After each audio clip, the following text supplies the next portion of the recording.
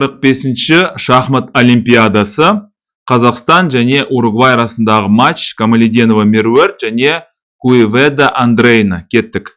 Е4, Д6, Филидор қорғанысы, Д4, АТФ6, АЦ3, Е5. Әрине былай жейтін болсаңыздар, ДЕ, вәзір D8, патша D8, бұл енді эншпиль болады. Көп адамдарға бұл вариант ұнамайды. АТФ3, ат БД7, піл С4, піл Е7.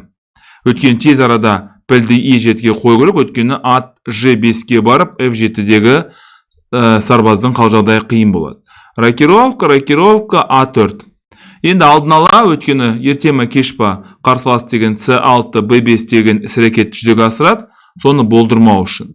С6 тура Е1 мүмкіндік бар болса, негізгі орталықтағы сарбазды қосымша қорғау керек. H6, H3, енді мына әртүрлі мүмкіндіктерді азайту керек, егерде болашақта осындай іс-әрекет болатын болса. Тура Е8, піл А2, бұл енді профилактика деп аталады, немесе алдын алу. Өйткені әртүрлі жағдайлар болады, мысалы D5 деген іс-әрекет, соны болдырмау үшін алдын алады. Ед, ат Д4.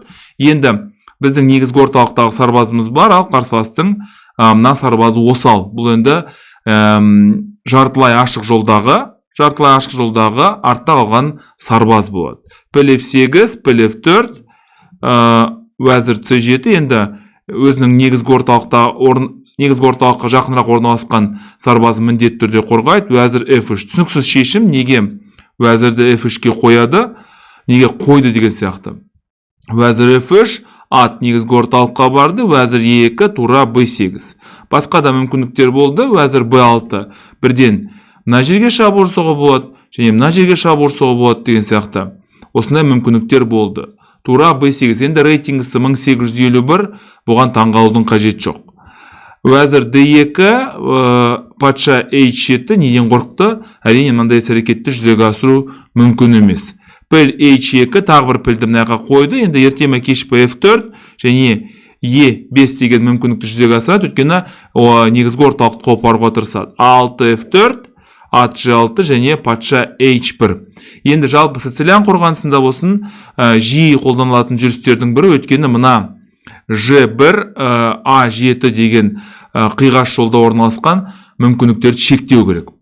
B5 және E5. Енді оң қанатта немесе сол қанатта сізге шабуыл жасаса, міндетті түрде орталықта жауап беріңіздер.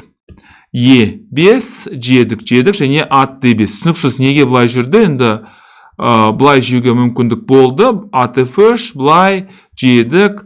Осындай жағдайлар болар еді деп атқаным ғой. Бірақ Уругвайдың енді кәсіби деңгейі төмен, сол себепті неге негізгі орталықтағы сарбаз жеген жоқ, ат D5 деп жүрді.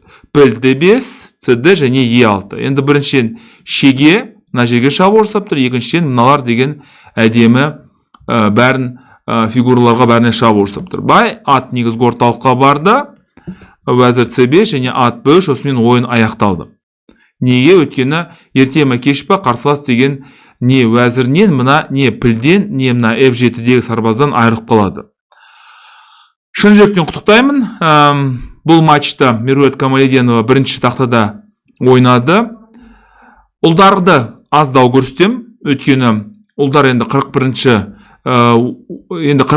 орында рейтинг бойынша. Ал қыздарымыз біздің 10-қа кіреді. Жалпы қыздарымыздан белгілі бір үміт күтеміз. Бола ма, болмай ма белгісіз, бірақ үмітсіз шайтан деп бекер айтпайды.